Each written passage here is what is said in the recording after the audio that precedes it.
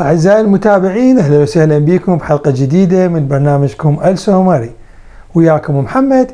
بحلقة اليوم راح نناقش النوع الأول من موضوع السيلر فاينانس اللي هو lease to own. ابقوا يعني.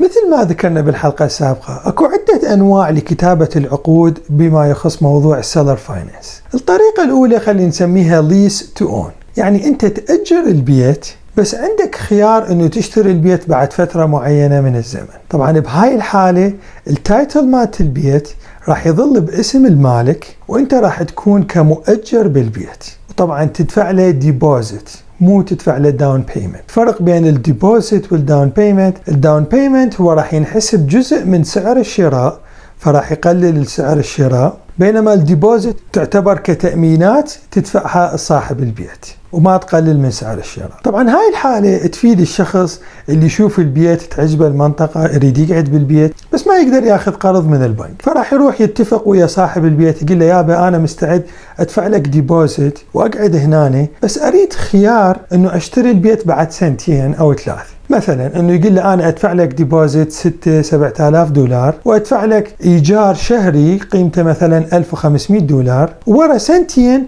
اشتري البيت من عندك بسعر 250,000. طبعا بهاي الحالة الشخص راح يحجز هذا البيت ومالك البيت ما راح يقدر يتصرف، ما راح يقدر يبيع البيت، ما راح يقدر يجيب مؤجر ثاني للبيت ما دامك انت ملتزم بشروط العقد. ما دامك انت دفعت له الديبوزيت ومستمر تدفع له الاقساط الشهرية فهو ما يقدر يسوي اي شيء وانت حاجز البيت. ومثل ما ذكرنا بحلقة الفروقات بين الايجار والشراء، انت حاليا تعتبر كمؤجر بهذا البيت. يعني أنا ما أنصح أنه أنت تصرف فلوس وتصلح البيت. يعني إذا أنت تريد تبدل الكاربت فانتظر، لا تبدل هسه ولا تخلي جرانيت بالمطبخ لأن هو البيت بعده مو باسمك. صحيح أنت عندك خيار تشتريه بعد سنتين بس بهاي اللحظة هو البيت مو مالتك، وكل الفلوس اللي راح تصرفها على البيت إذا ما اشتريته بعد سنتين هي راح تروح، ما تقدر ترجعها تقول لي يابا أنا صلحت المطبخ بدلت الأرضيات، هاي الفلوس انت ما ترجع لك. وبنفس الوقت من تنتقل لهذا البيت يفضل انه تبدي تشتغل ويا مورجج بروكر، تقول له يابا انا عندي هذا العقد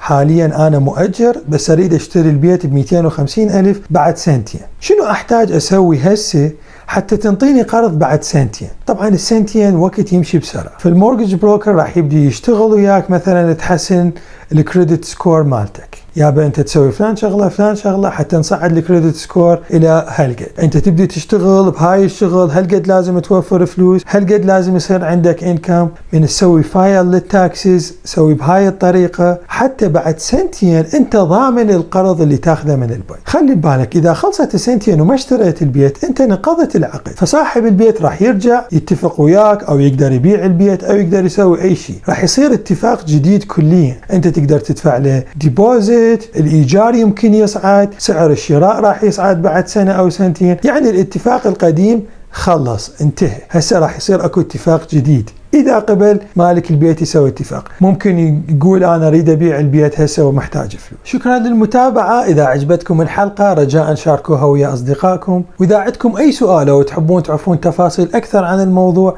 تقدرون تراسلونا على صفحتنا.